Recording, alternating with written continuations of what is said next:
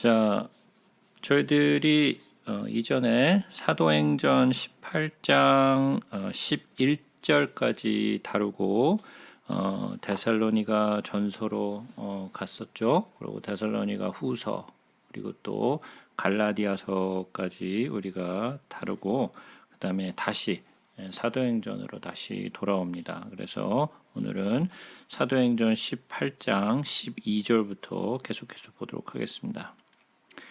갈리오가 아가야 총독되었을 때에 유대인이 일제히 일어나 바울을 대적하여 법정으로 데리고 가서 말하되 이 사람이 율법을 어기면서 하나님을 경외하라고 사람들을 권한다 하거늘 바울이 입을 열고자 할 때에 갈리오가 유대인들에게 이르되 너희 유대인들아 만일 이것이 무슨 부정한 일이나 불량한 행동이었으면 내가 너희 말을 들어주는 것이 옳거니와 만일 문제가 언어와 명칭과 너희 법에 관한 것이면 너희가 스스로 처리하라. 나는 이러한 일에 재판장 되기를 원하지 아니하노라 하고 그들을 법정에서 쫓아내니 모든 사람이 회당장 소스데네를 잡아 법정 앞에서 때리되 갈리오가 이 일을 상관하지 아니하니라 그랬어요. 자, 이 내용을 조금 보시면 지금 사도 바울이 어디에 있느냐면 고린도에 있죠. 고린도에서의 이야기를 지금 하고 있어요. 그러면 어디에 있었다고 12절에 말하고 있냐면 갈리오가 아가야 총독되었을 때라고 얘기를 했어요. 그러면 아가야가 어디 있고 고린도가 어디 있는지 우리가 좀 잠깐 좀 보도록 하자고요.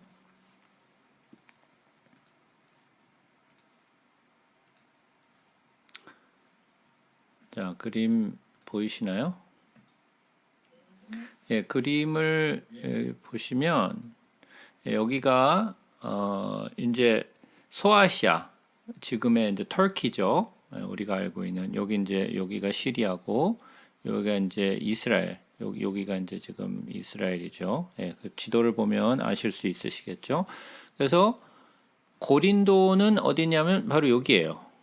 여기 보시면 갈리오가 아가야 총독되었을 때라고 얘기했죠. 그 아가야가 요거예요. 요 아가야가 요 바로 여기에 요 지방 전체를 요 지역 전체를 아가야라고 해요.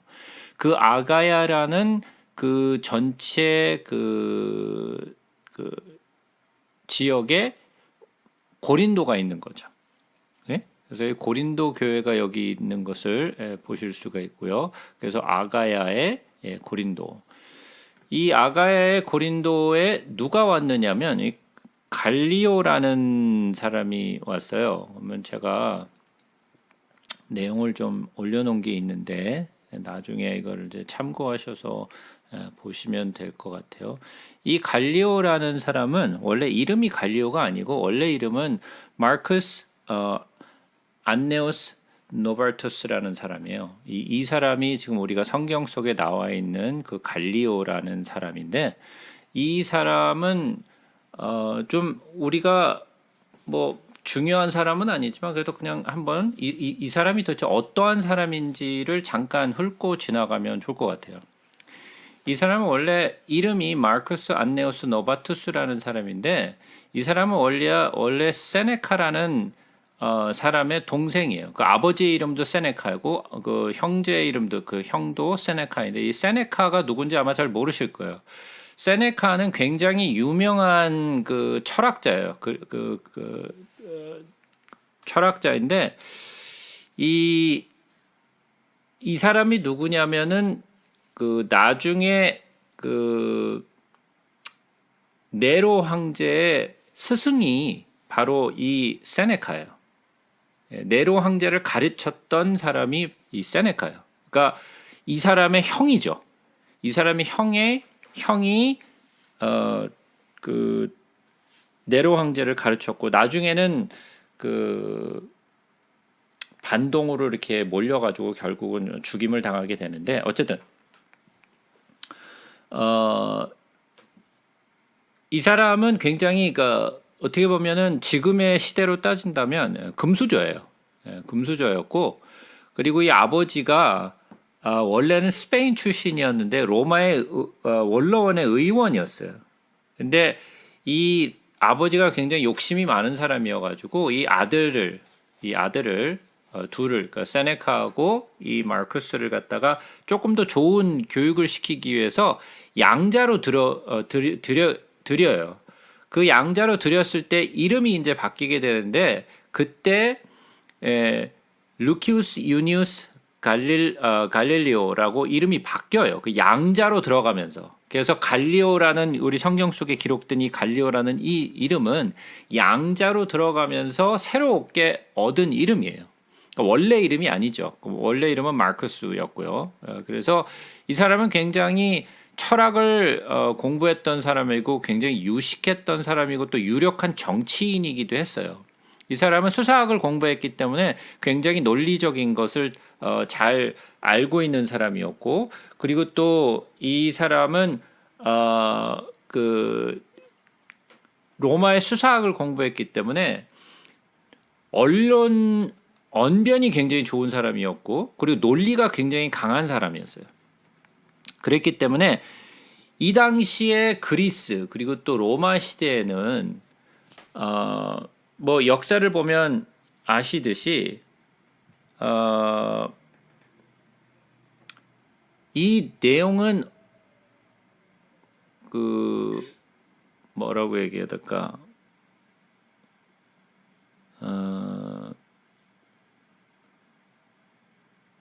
미국도 좀 그런 편이긴 하지만 모든 것을 그냥 법정에서 다퉜어요. 우리 같으면 그냥 쉽게 넘어갈 일들을 굉장히 법정에서 이렇게 그 옳고 그름을 가르는 것이 일반화되어 있었기 때문에 법정에서 뭔가를 하는 것을 굉장히 당연하게 생각하던 그런 시대였어요. 그래서 이 갈리오가 아가의 총독으로 이제 부임하게 돼가지고 뭐 나중에 이 내용은 조금 더 알고 싶으신 분들은 그냥 뭐 나중에 읽어보시면 뭐 아실 수 있을 것 같아요. 뭐 중요한 내용은 아니니까 그냥 제가 참고로 그냥 말씀을 드린 거고요. 이 사람은 굉장히 그 법관으로서 그리고 또 정치인으로서 이런 것들을 잘 다루는 사람이었지만 이 유대인들이 바울을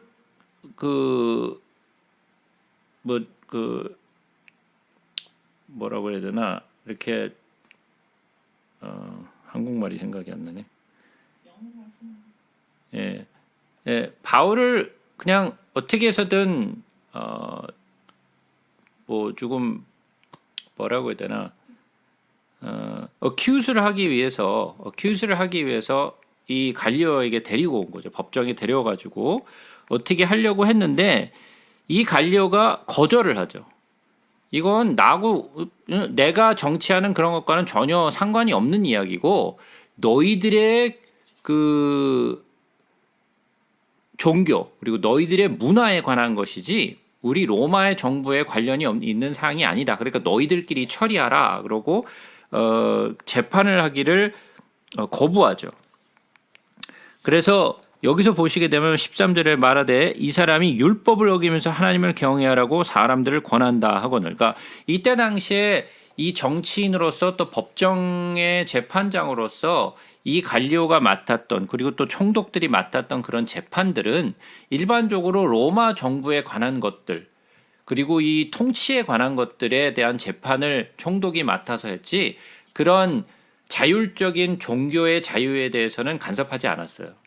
그렇기 때문에 이 갈리오도 이러한 유대인들의 accusation에 별로 이렇게 호응하지 않고 이거는 너희들의 문제니까 너희들이 해결하라. 마치 예전에 유대인들이 예수님을 끌고 왔을 때 빌라도가 처음에는 거절하죠. 그런 것과 거의 비슷한 내용이에요. 그러나 여기는 이스라엘도 예루살렘도 아니고 여기는 지금 고린도잖아요. 그러니까 여기는 로마 통치에 있는 그리스의 였기 때문에 유대인들이 무슨 그런 종교적인 문제를 거론하는 것에 대해서는 관여하고 싶어 하지 않았다라는 거죠. 그래서 바울이 입을 열고자 할 때 갈리오가 유대인들에게 이르되 너희 유대인들이 만일 이것이 무슨 부정한 일이나 불량한 행동이었으면 내가 너희 말을 들어주는 것이 옳거니와 만일 문제가 언어와 명칭과 너의 법에 관한 것이면 너희가 스스로 처리하라. 그래서 언어와 명칭과 너의 법에 관한 것이라면 너희가 스스로 처리하라 그랬는데 재밌는 거는 여기서 이 갈리오가 언어와 명칭과 법에 관한 것이면 너희들이 처리해라 그랬는데 여기서 언어라는 단어를 사용했을 때 language라는 단어를 사용하지 않았어요. 여기서 언어라고 한 단어는 로고스였어요.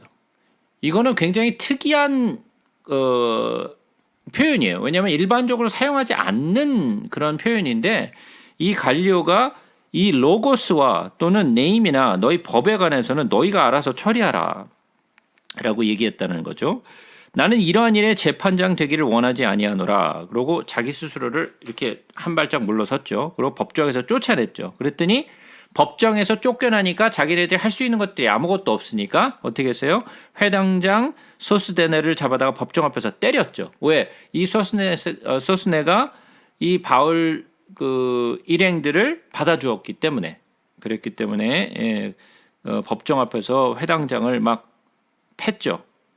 그랬지만 갈리오가 이 일에 상관하지 않았다라고 성경에 기록을 하고 있어요. 바울은 더 여러 날 머물다가 형제들과 작별하고 배 타고 수리아로 떠나갈새 브리스길라와 아골라도 함께 하더라. 바울이 일찍이 서원이 있었으므로 갱그리아에서 머리를 깎았더라 그랬어요. 자, 그러면 바울이 지금 어디를 떠난 거죠?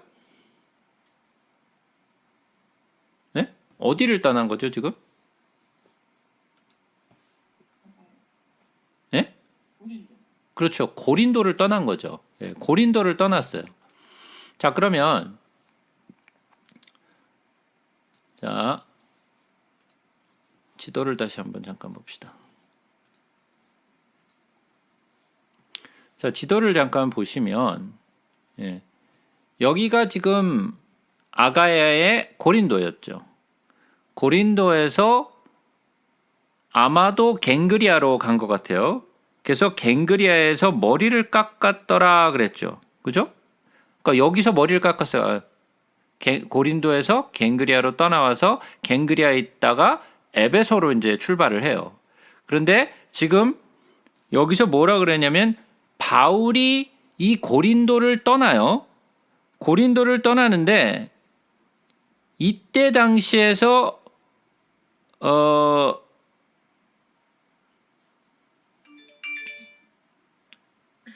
고린도에서 얼마나 머물렀냐면 1년 6개월 정도를 머물렀죠.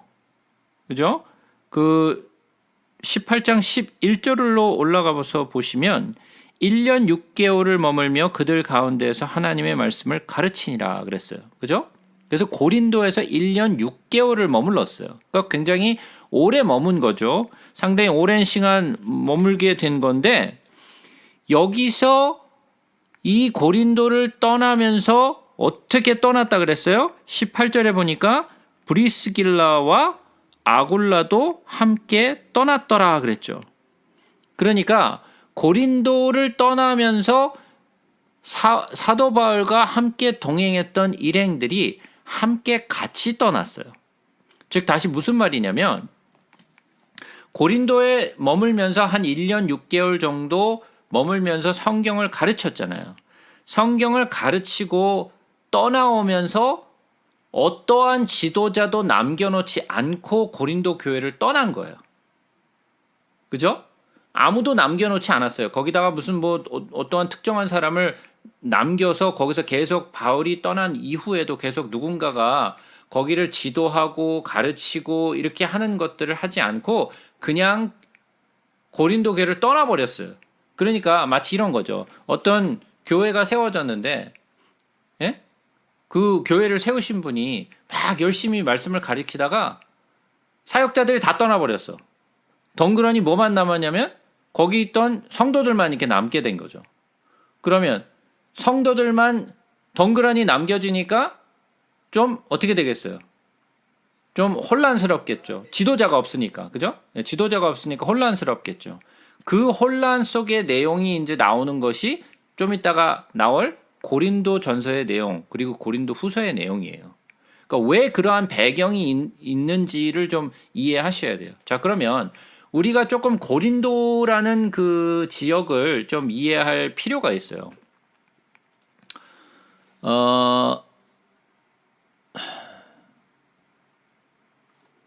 자, 고린도 교회의 흔적을 좀 보도록 하죠.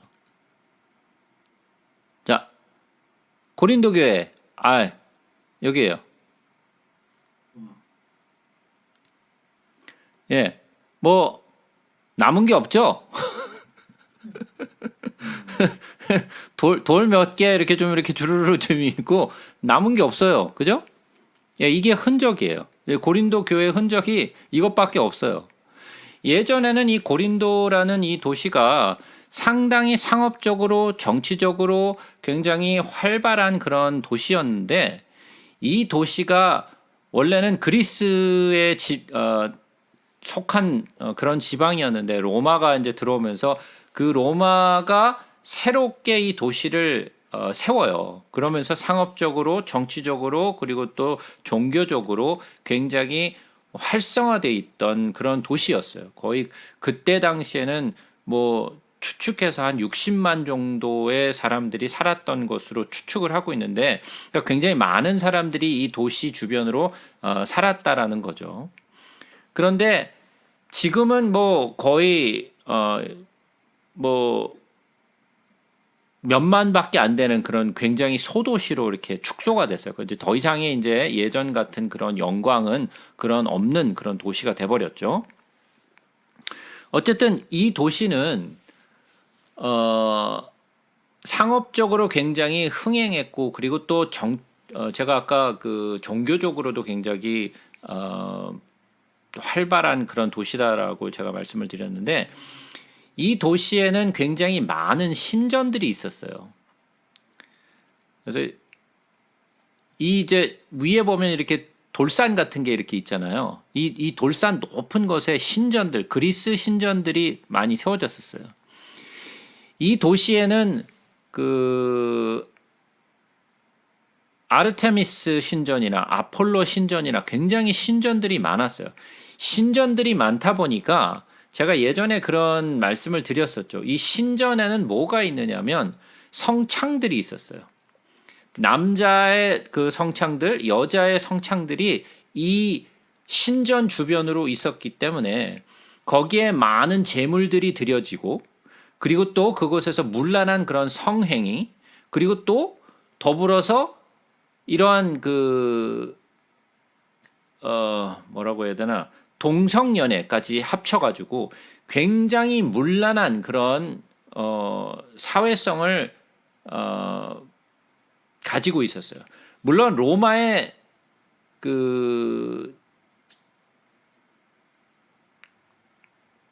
로마 전체가, 로마가 다스리고 있는 많은 나라에서 이런 고린도 이 도시뿐만이 아닌 많은 도시에서도 거의 비슷한 그런 성향들이 나타나기는 했지만, 이 고린도 도시도 굉장히 문란하고 상업적으로 또 발달돼 있으며 정치적으로도 또 굉장히 활성화되어 있는 그런 도시였다. 그리고 이 도시에는 이방인들이 많이 왔다 갔다 하는 그런 도시였다라는 것을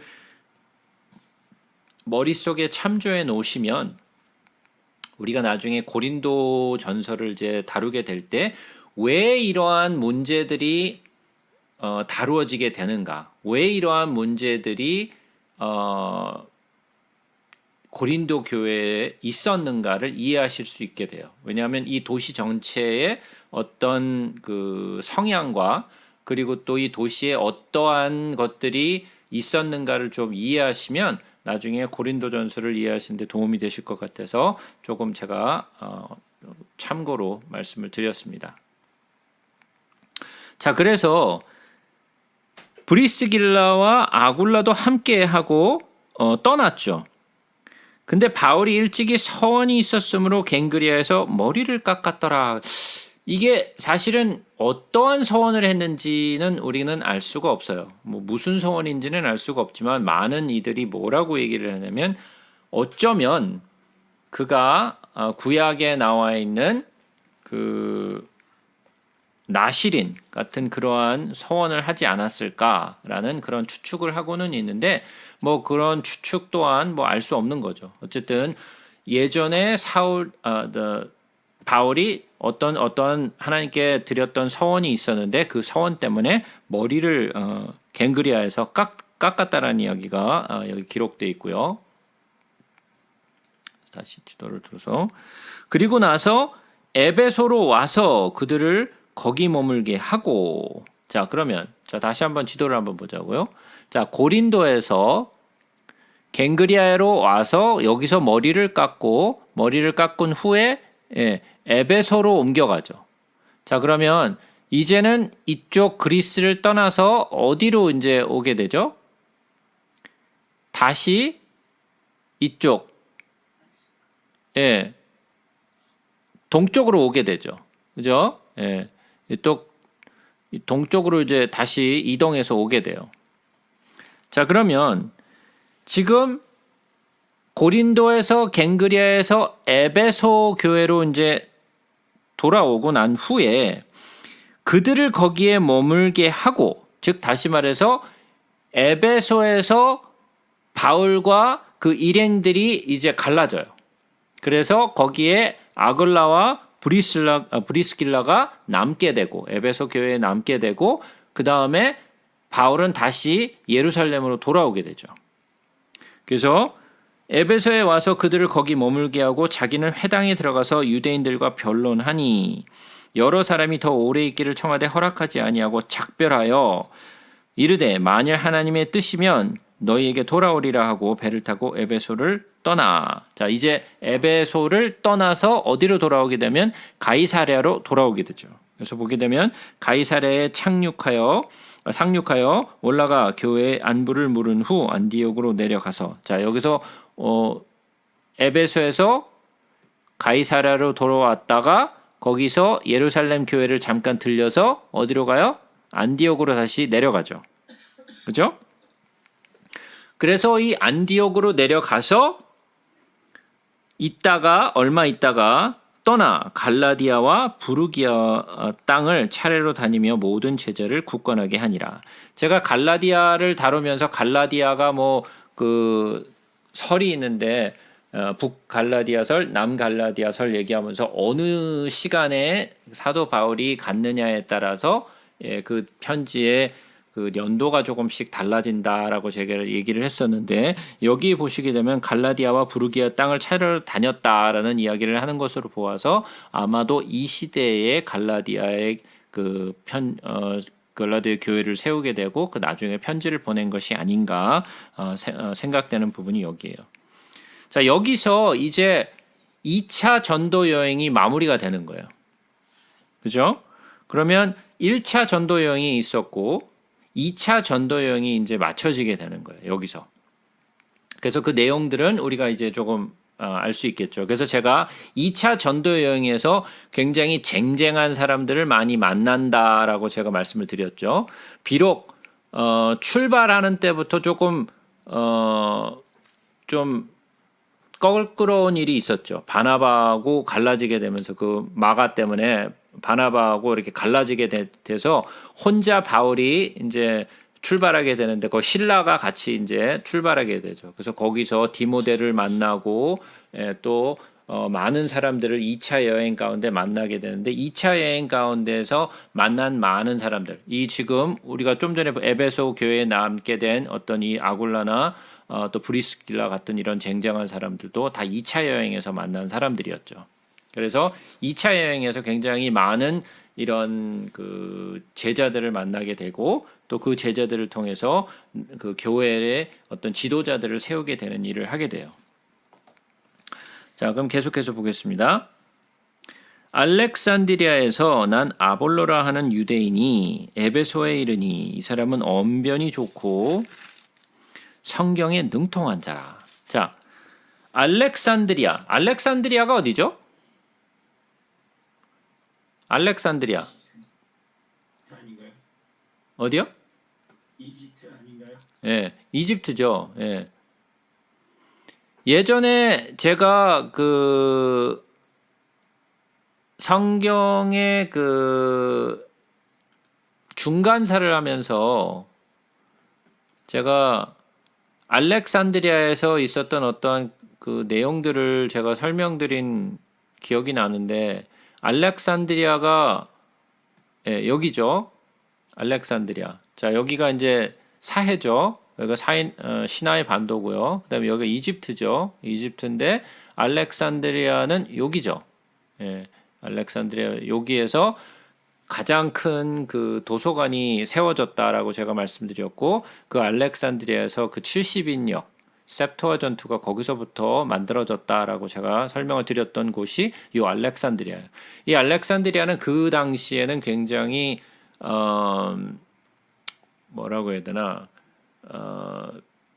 항구 도시로서 그리고 굉장히 발전된 그런 모습을 보였었죠. 그리고 로마의 그 물론 로마 때뿐만이 아니지만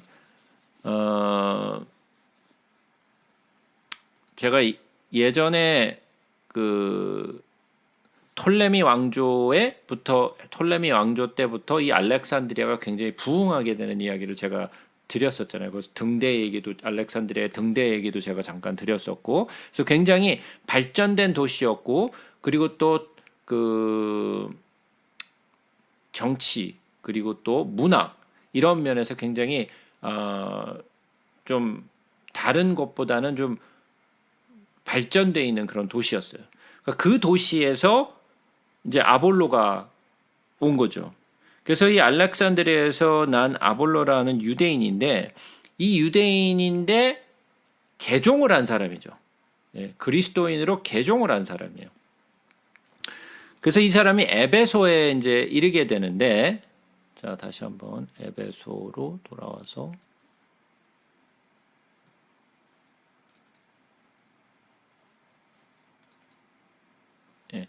에베소로 이제 머무르게 되는데 이 에베소에는 누가 있다 그랬어요? 아까 사도 바울이 누구를 남겨놓고 왔다 그랬어요? 예. 아굴라와 브리스길라를 그곳에 남겨두고 떠났죠. 고린도에서는 아무도 남겨놓지 않고 떠났는데 에베소에는 아굴라와 브리스길라를 남겨놓고 떠났죠. 그러니까 거기에는 이제 에베소 교회는 지도자가 있었죠. 그러나 고린도 교회에는 지도자가 없었어요. 그래서 이 아볼로가 에베소에 이르게 되는데 이 사람은 언변이 좋고 성경에 능통한 자라 그랬어요. 그러면 성경에 능통한 자였어요. 그가 일찍이 주의 도를 배워 열심으로 예수에 관한 것을 자세히 말하며 가르치나 요한의 세례만 알 따름이라. 그러니까 이 사람은 유대교에서 개종을 한 기독교인이잖아요. 그러니까 유대인에서 개종을 했으니까 이 사람은 성경을 구약을 잘 알고 있던 사람이었어요. 구약을 잘 알고 있는 정도가 아니라 구약의 내용이 무엇인지를 구약의 내용이 예수에 관한 내용이라는 것을 이 사람이 알았어요. 그래서 그 내용들을 가지고 예수에 관한 것을 자세하게 사람들에게 설명해주고 가르쳤는데 이 사람은 요한의 세례만 알 따름이라 라고 얘기를 했어요. 자, 그럼 한번 생각해 보세요. 성경에 대해서 능통한 사람이에요. 그리고 이 성경이 예수에 관한 것이라는 것도 알고 있는 사람이에요. 그런데 어때요? 네, 이 사람에게는 성령의 역사가 없었어요. 그죠? 자, 그러면 오늘날에 이런 사람들이 있을까요? 없을까요? 많겠죠. 성경에 능통해요. 이것이 성경의 구약이 예수를 가르친다는 것도 잘 알고 있어요. 그러나 뭐가 없어요? 성령의 능력이 없는 사람들. 그러니까 예수라는 것을 성경이 예수에 관한 것이라는 것을 알고 가르치기까지 하는데 또 사람들에게 언변이 좋아서 잘 설명을 해주기도 하는데 거기에는 성령의 역사가 없다라는 거죠. 그래서 어떻게 돼요? 그가 회당에서 담대히 말하기 시작하거늘 브리스길라와 아굴라가 듣고 데려다가 하나님의 도를 더 정확하게 풀어 이르더라. 무슨 소리예요? 이 사람이 딱 보니까 이 아볼로라는 사람이 좀 뭔가 좀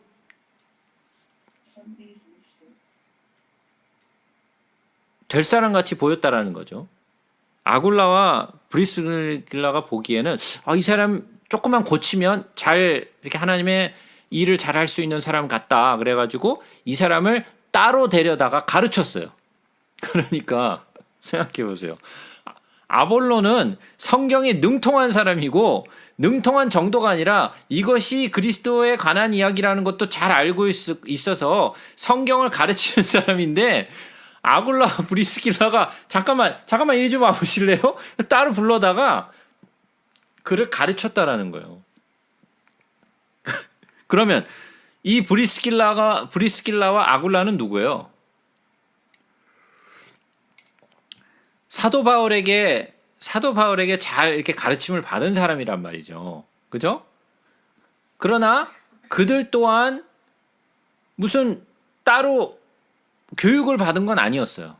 그러나 그들에게는 사울에게서 받았던 그러한 많은 영향들이 있었어요. 그래서 그가 아볼로를 따로 데려다가 가르쳤다라는 거죠. 그래서 뭐라고 얘기해요? 하나님의 도를 더 정확하게 풀어 이르더라. 그러니까 아볼로는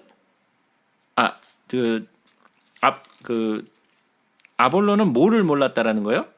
하나님의 도를 자세하게 알지 못했다라는 거죠. 성경은 아는데 하나님의 도를 잘 알지 못했다라는 거죠. 그러고 나서 성경에 대한 이야기를 아굴라와 브리스길라가 잘 가르쳐서 이제 눈이 띄어진 거죠. 그리스도의 도가 진짜 무엇인지를 깨닫고 눈이 띄어졌어요. 그래서 아볼로가 아가야로 건너가고자 하므로 형제들이 그를 격려하며 제자들에게 편지를 써 영접하라 하였더니 그가 감에 은혜로 말미암아 믿은 자들에게 많은 유익을 주었다 그랬어요. 자, 그러면 아가야로 갔다 그랬어요. 그럼 아가야가 어디죠? 예. 그러니까 어디로 간 거예요? 예, 고린도 교회로 간 거예요. 이 아가야에 있는 고린도의 교회로 파송돼서 간 거죠. 자, 근데 보세요. 이 아볼로가 굉장히 성경에 능통한 사람이었고 또 말에 언변이 있는 사람이었고 또 이제는 브리스길라와 아굴라로부터 이제 하나님의 도까지 이제 배웠잖아요. 그러면 이제 좀 뭔가 준비된 사람으로서 고린도 교회에 이렇게 가는 그런 모습이 그려지잖아요. 그죠? 그런데 나중에 이제 보시면 알겠지만 이 아볼로가 고린도의 교회에 가가지고 그야말로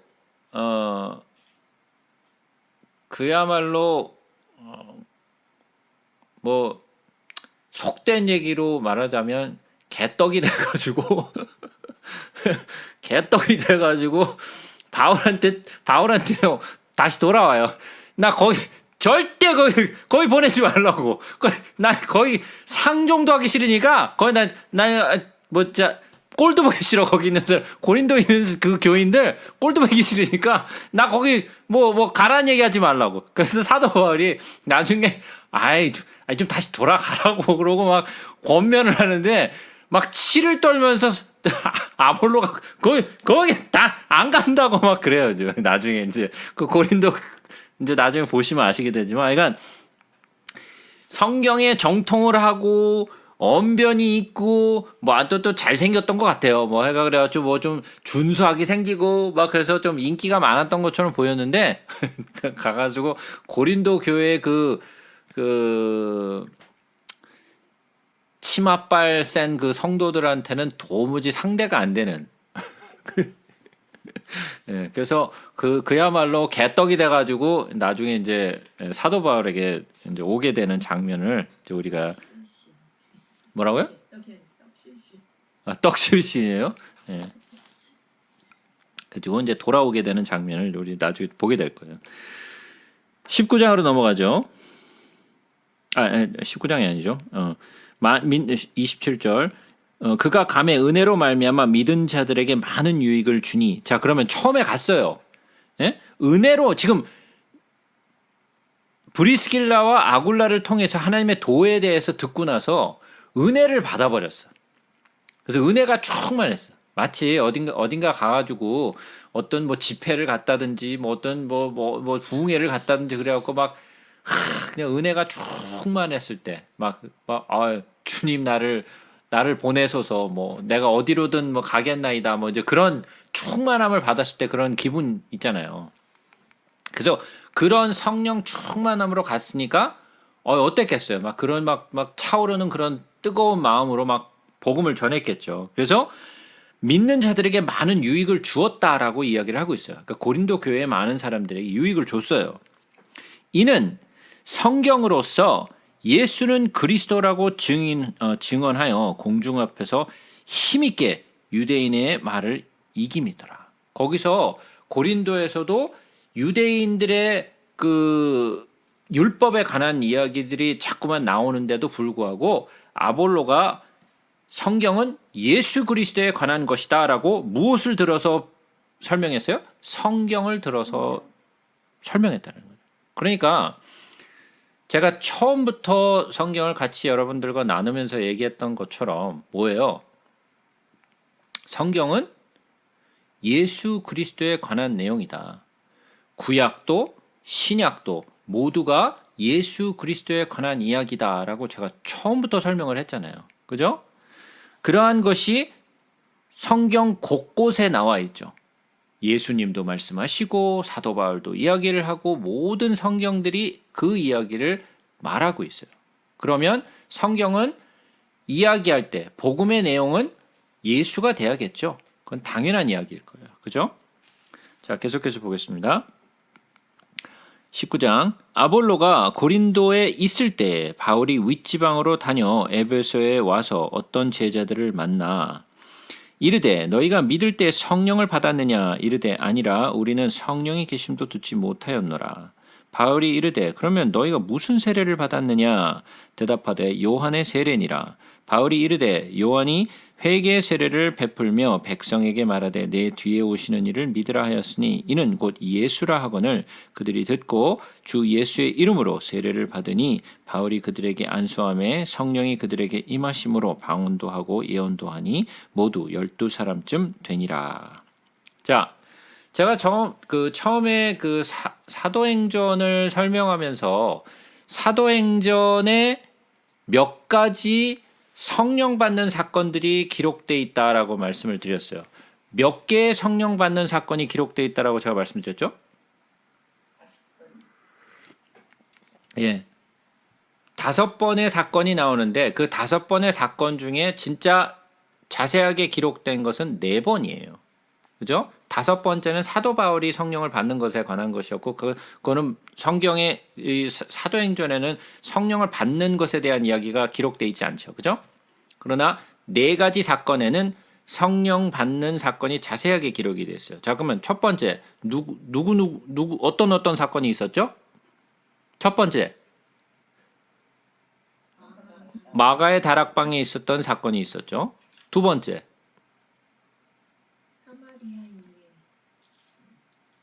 예? 어디에 있어요? 예?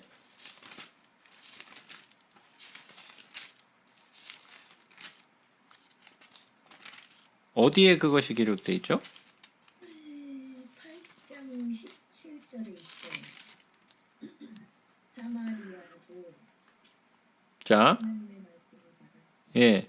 사마리아에 가서 복음을 전한 사건이 있었죠. 거기서 몇 사람이 성령을 받는 사건이 기록이 되어 있죠. 그것이 두 번째 사건이었어요. 세 번째 사건은 뭐죠?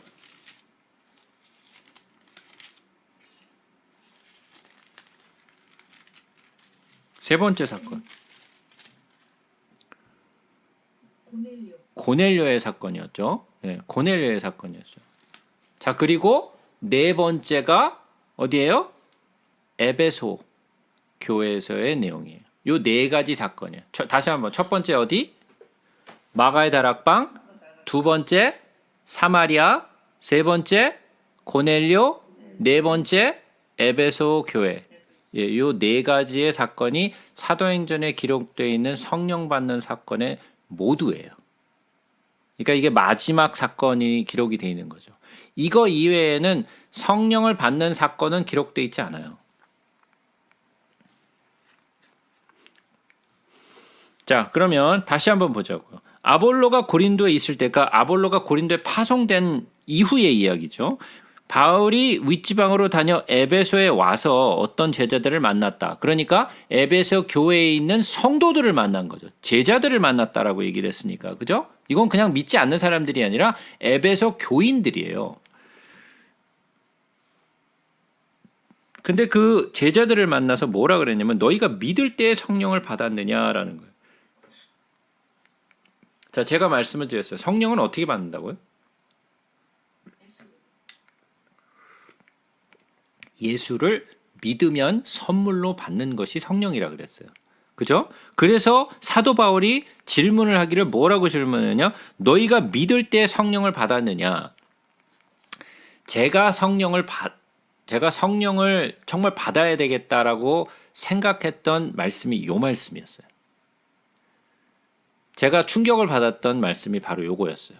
제가 그 전까지는 제가 교회에서 세례를 받고 예수를 믿는다고 세례 문답을 다 하고 세례를 받고 나서 저는 성령이 저에게 있다라고 생각을 했어요.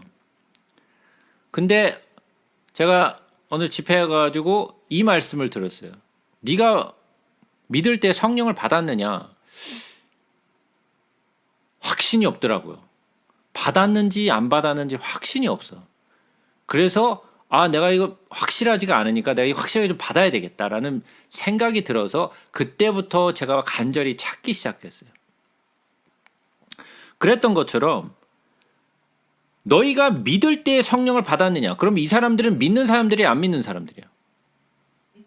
믿는 사람들, 교인이니까 믿는 사람들이란 말이에요. 근데 왜 성령을 못 받았을까요?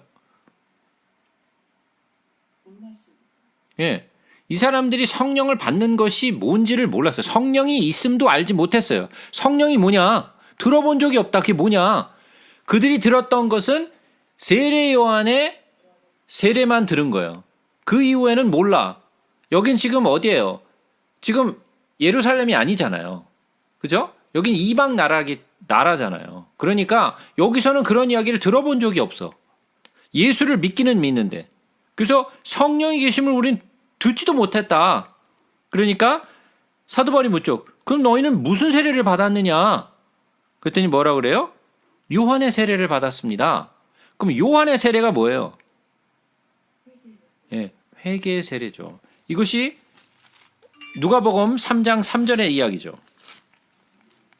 누가복음 3장 3절에 뭐라고 돼 있죠? 요한이 요단강 북은 각처에 와서 죄사함을 받게 하는 회개의 세례를 전파했다라고 얘기하죠. 예? 그러니까 회개의 세례를 우리는 받았습니다. 물 세례를 받았습니다. 그러니까 뭐라 그래요? 바울이 이르되 요한이 회개의 세례를 베풀며 백성에게 말하되 내 뒤에 오시는 이를 믿으라 하였으니 이는 곧 예수라 하거늘. 그러니까 세례 요한까지는 이해가 되는데 더 이상 성령이 누군지를 몰랐기 때문에 어떻게 해야 될지를 몰랐다라는 거죠. 그래서 바울이 가르쳐 주죠. 세례 요한이 뭐라고 얘기를 하더냐? 내 뒤에 오시는 이를 믿으라 하였으니 이는 곧 예수를 믿으라. 세례 요한이 회개의 세례를 베푼 것 이외에도 그가 이 말을 하지 않았느냐라고 얘기를 하는 거죠. 그러니까 그 이야기를 듣고 나서 그들이 깨달은 거죠. 아, 그렇구나. 우리가 회개하는 것으로만 그냥 그치는 것이 아니라 예수 그리스도가 우리의 구주심을 믿어야 하는구나라는 것을 그들이 깨달았다라는 거예요. 그래서 뭐라 그래요? 그들이 그 말을 듣고 5절에 보니까 그들이 그 말을 듣고 주 예수의 이름으로 세례를 받으니 사울이 그들에게 안수함에 성령이 그들에게 임하심으로 방언도 하고 예언도 하니 모두 12사람쯤 되니라. 자, 그러니까 그 전까지는 그들이 믿고 있는 것이 무엇을 믿고 있는지 제대로 몰랐다라는 거죠. 믿기는 하는데 무엇을 믿고 있는지를 잘 몰랐어요. 그리고 세례를 그들도 받았지만 세례를 받은 것은 물 세례를 받았을 뿐 성령 세례를 받지 못했어요. 자, 이러한 일들이 오늘날에도 부지기수로 많이 있어요. 그들 스스로는 교인이라고 얘기하고 성도라고 얘기하고 나는 세례를 받았다라고 얘기를 하고 있지만 진정으로 예수 그리스도가 누구신지를 잘 몰라요. 마치 아볼로가 성경에 대해서 알고 있고 그 성경이 그리스도에 관한 것이라는 것을 알고 있음에도 불구하고 그가 그리스도의 도를 하나님의 도를 알지 못했던 것처럼 이 에베소의 교인들도 에베소의 교인들조차도 예수 그리스도가 구원자시라는 것을 제대로 알지 못하고 믿지 못했다라는 거죠. 그러나 그들이 마음을 돌려서 예수 그리스도가 나의 구주신 것을 믿었을 때 비로소 무엇을 받아요? 성령 세례를 받게 되죠. 여기서 거듭남이 된 거예요. 그러면 그 전에는 그들이 믿고는 있었지만은 그 믿는 것이 제대로 된 믿음이 아니었다라는 거죠. 이것이 우리가 여러 번 다루었던 것처럼 히브리서에 이런 말이 나오죠. 6장에 가서 보면 한 번 비침을 받고 하늘의 은사를 맛보고 성령에 참여한 바 되고 하나님의 선한 말씀과 내세의 능력을 맛보고도 타락한 자들이 있어요, 없어요? 타락한 자들이 있어요. 그죠? 근데 여기서 성령에 참여한 바 되고라는 것은 성령을 받았다라는 이야기가 아니에요. 제가 성령의 역사하심이 내주하심과 외주하심에 있다라고 그랬어요. 능력 행함도 그들을 했다라는 거예요. 제자들도 능력 행함을 행했어요. 그죠? 성령을 통해서. 그것도 참여한 바예요. 그러나 그들이 무엇을 받지 못했어요? 성령의 세례, 성령의 내주하심을 받지 못한 거죠. 그러니까 성령의 내주하심을 받지 못한 사람들은 어때요? 언제든지 예수를 버릴 수 있어요. 자, 차이가 뭐냐면 내가 예수를 잡고 있느냐 아니면 예수가 나를 잡고 있느냐예요. 예수가 나를 잡고 있으면 예수는 나를 절대로 놓지 않으세요. 근데 내가 예수를 잡고 있으면 나는 언제든지 예수를 놓을 수 있어요. 무슨 말인지 이해가 되세요? 이곳에 있었던 에베소의 교인들, 성령 세례를 받기 전에 이 교인들은 언제든지 예수를 버릴 수 있는 사람들이었어요. 지금은 믿고 있지만. 그러나 성령 세례를 받음으로써 진짜 예수 그리스도가 나의 구원자심을 믿음으로써 성령 세례를 받은 후에는 어때요? 더 이상 그들은 예수를 버릴 수 없는 사람들로 변해져 간 거죠. 그러니까 성령을 받은 자와 성령을 받지 못한 자가 겉으로 보기에는 비슷하게 보일 수 있을지언정 그들의 속은 완전히 다른 사람이라는 거죠. 지난번에 우리가 말씀을 나눴던 것처럼 육체에 속한 자와 성령에 속한 자가 따로 있다라는 거예요. 이해가 되시죠? 그래서 이 에베소에 있는 이 사람들도 비로소 성령 세례를 받는 그런 체험을 하게 되죠. 그들이 성령 세례를 받고 난 후에 보자고요. 바울이 회당에 들어가 석 달 동안 담대히 하나님 나라에 대하여 강론하여 권면하되, 자, 석 달 동안 머물면서 사도 바울이 한 게 뭐예요? 네, 하나님의 말씀을 가르친 거죠. 그죠? 하나님의 말씀을 가르친 거예요. 하나님의 말씀을 가르쳤다라는 것은 무엇을 가르친 거예요? 이때 당시에 가르친 게 뭐예요? 그렇죠. 이때 당시에 가르친 것은 구약이에요. 왜냐하면 아직 신약이 쓰여지기 이전의 이야기니까. 그죠? 그러니까 그들이 배웠던 것은 뭐예요?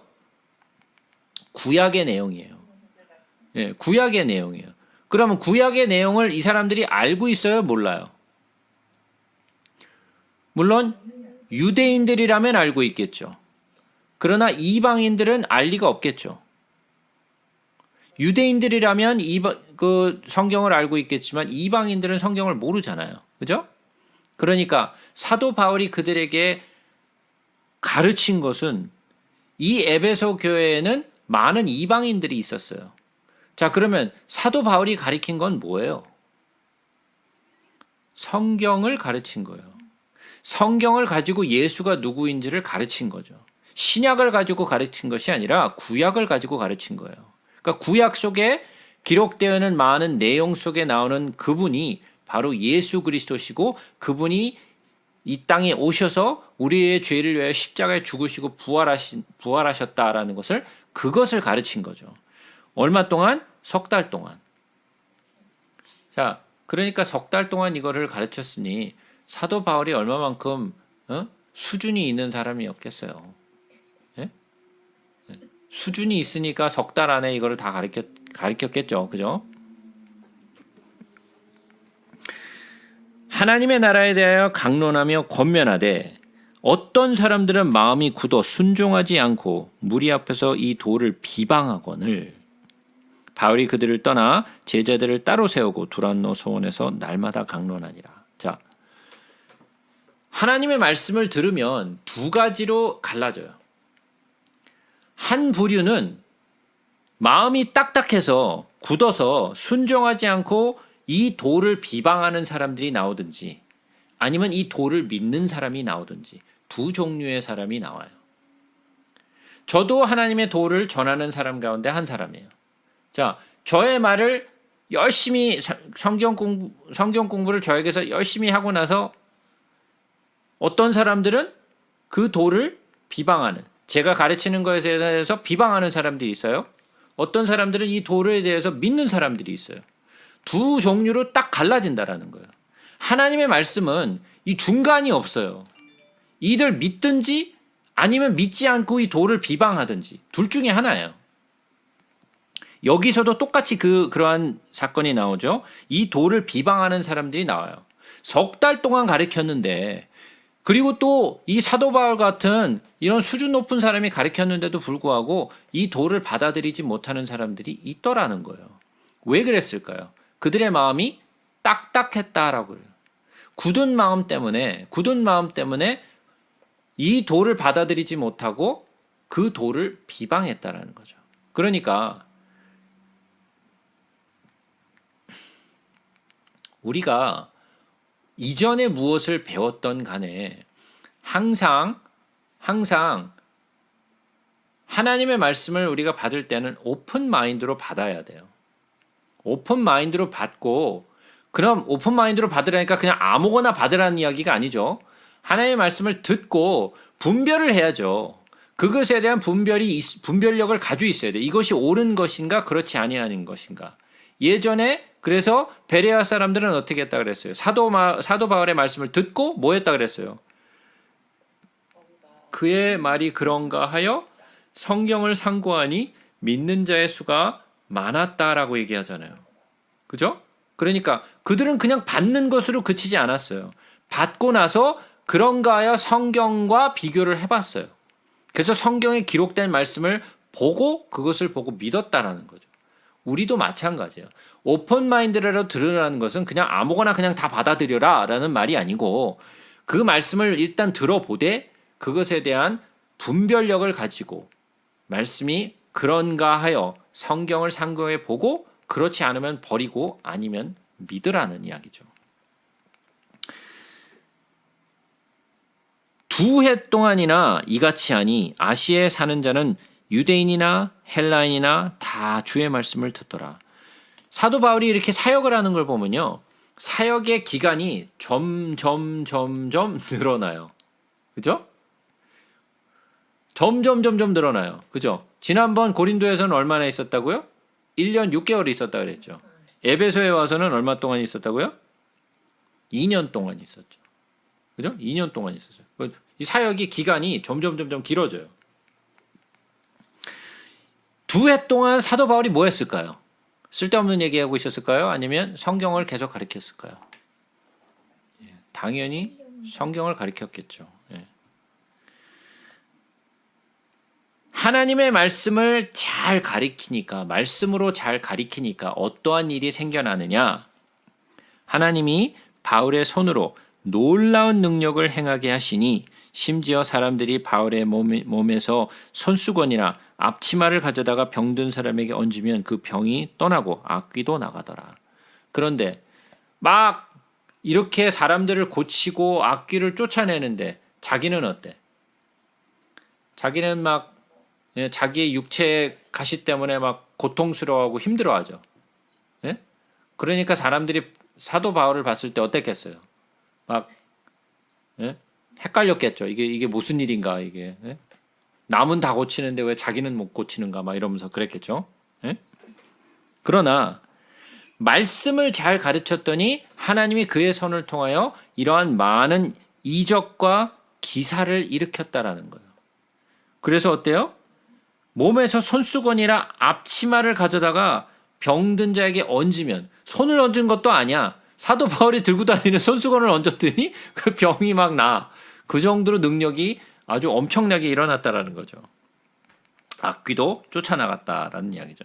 자, 여기서 우리가 에베소의 흔적을 좀 살펴보고 가도록 하자고요. 에베소의 흔적.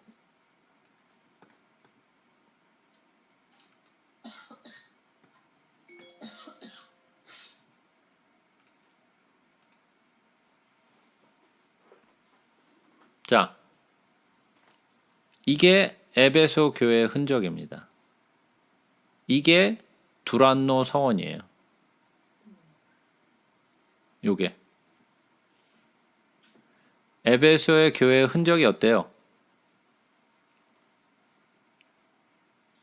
뭐 고린도 교회보단 조금 나은 것 같이 보이기는 하나 뭐 그게 그거죠. 예? 돌무더기만 잔뜩. 그죠? 예. 이런 돌만 이렇게 남아 있어요. 이러한 돌무더기만 몇 개 남아 있어서 사람들이 그냥 와서 순례하고 돌아가는 그러한 정말 그 고린도 교회나 그리고 또 에베소 교회나 사도 바울이 열심히 가르치고 세웠던 그 교회가 지금은 이렇게 형편없는 그런 모습으로 변하게 됐다는 거죠. 비통한 이야기죠.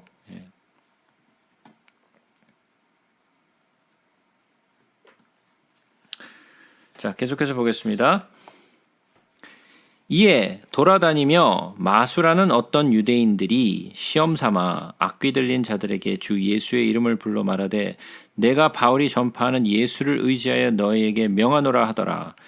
유대의 한 제사장 스게와와 7 아들도 이 일을 행하더니 악귀가 대답하여 이르되 내가 예수도 알고 바울도 알거니와 너희는 누구냐 하며 악귀 들린 사람이 그들에게 뛰어올라 눌러 이기니 그들이 상하여 벗은 몸으로 그 집에서 도망하는지라. 자, 이 사람들이 뭐 했어요? 사도 바울 흉내를 낸 거죠. 예? 사도 바울이 워낙 큰 막 이런 이적과 기사를 막 나타내고 막 악귀들 막 쫓아내니까 야, 뭐 아무나 하면 되는 건가 보다. 우리도 한번 같이 한번 해보자. 그러고 했어. 예? 그런 가상한 용기를 가지고 이런 사람 이 유대인들이 어떤 사람이요? 마술하는 유대인들이라고 했어요. 야, 이거 뭐 신기한 마술인데 이거 요즘 새로 나오는 신기술인가 봐. 우리도 한번 해보자야. 그러고 시도를 해봤어요. 그래서 악귀 들린 자에게 시험 삼아 주 예수의 이름을 불렀어요. 누구의 이름을 불렀다고요? 예, 주 예수의 이름을 불렀어요. 주 예수의 이름을 불러서 명했는데 악귀가 대답을 했어. 대답을 했어. 아니, 나 예수도 알고 바울도 안돼. 넌 누구야? 예, 황당한 얘기죠. 어떻게 보면, 그죠? 귀신이 아니 예수도 알고 바울도 아는데 너희들은 도대체 뭐 하는 애들이야? 예? 자, 그들이 사용한 건 예수의 이름이었어요. 예? 예수의 이름을 통해서 악귀에게 명한 거죠. 그랬더니 악귀가 대답을 해. 예? 놀라운 일이죠. 그러나 이것은 시험 삼아 할 일이 아니에요. 하나님이 이 일을 하시는 것은 왜 하시는 거예요? 이 이적과 기사를 통하여서 예수께로 나아오게 하기 위해서잖아요. 이거를 시험 삼아 자기를 드러내려고 하는 것이 아니란 말이에요. 근데 지금 오늘날에도 자기를 드러내기 위해서, 자기의 능력을 나타내기 위해서 이러한 사역들을 하시는 분들이 있어요. 물론 처음에는 그렇게 시작하진 않았을 거예요. 순수한 마음으로 복음을 전하고자 하는 마음으로 시작을 했는지는 모르겠지만 나중에 하다 보니까 이게 점점 사람의 마음이 악해져요. 그러다 보니까 사람들이 막 자기에게 몰려오고 자기가 막 나타나고 자기의 능력이 막 사람들에게 알려지고 그러니까 어떤 마음이 자꾸만 들어요? 교만한 마음, 자기를 나타내고 싶은 마음이 자꾸만 드러나는 거죠. 그것들을 살짝 긁는 게 누구예요? 그게 마귀가 하는 짓이에요. 그런 사람들을 살짝 긁어서 그 간지러운 부분들을 긁어주면서 또 해봐. 그러니까 자기를 자꾸만 드러나기 위해서 이런 사역하시는 분들이 있어요. 참 가슴 아픈 일이기는 하나, 이런 일들이 지금 날에도 있다라는 거예요. 하나님의 능력은 내가 막 사용하고 싶을 때 나오는 거예요? 아니면 성령이 일하시고자 할 때 나오는 거예요? 성령이 일하시고자 할 때 나오는 거예요. 내가 일하고자 할 때 나오는 것이 아니라 성령이 일하시고자 할 때 나오는 거예요. 그래서 악귀가 튀어나와서 그들에게 덮쳤어요. 얼마나 당황했겠어요. 너무 당황해서 어떻게 갔다고요? 벗은 몸으로 너무 놀래가지고 생각해보세요. 귀신이 튀어나와가지고 자기를 막 눌렀으니 얼마나 놀랬겠어요. 나 같아도 놀랐을 것 같아. 귀신이 아니죠. 악기들은 사람이라고 그랬죠. 악귀 달린 사람들이 귀신의 그 안에서 능력이 나타나면 힘이 굉장히 세요.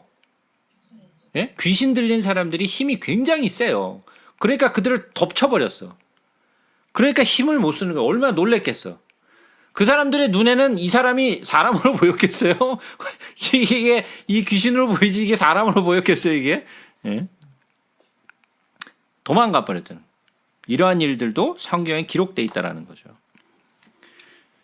에베소에 사는 유대인들과 헬라인들이 다 이 일을 알고 두려워하며 주 예수의 이름을 높이고, 자, 결국은 이러한 어처구니 없는 일로도 예수의 이름이 높여졌어요. 믿는 사람들이 많이 와서 자복하여 행한 일들을 알리며 또한 또 마술을 행하던 많은 사람이 그 책을 모아 가지고 와서 모든 사람 앞에서 불사르니 그 책값을 계산한즉 은 5만이나 되더라. 자, 생각해 보세요. 이 은 5만이 어느 정도 되는지 아세요? 예전에 제가 화폐에 대해서 말씀을 드렸어요. 데나리온에 대해서 제가 설명을 하면서 이 화폐 가치에 대해서 제가 설명을 했어요. 금, 은, 제가 얼마인지 제가 설명을 드렸었죠. 이거는 엄청나게 많은 돈이에요. 엄청나게 많은 돈이에요. 은 5만은요. 이거는 보통 사람들이 볼 수도 없는 그런 액수예요. 자, 데나리온 5만이라고 해보죠. 5만 데나리온이라고 한번 생각해 보자고요. 5만 데나리온이면 생각해 보세요. 1년에 버는 데나리온이 얼마예요? 360이란 말이에요. 그죠? 1년에 버는 돈이 젊은 사람이 버는 돈이 1년에 360 데나리온이에요. 그럼 5만이면 어떻게 되겠어요?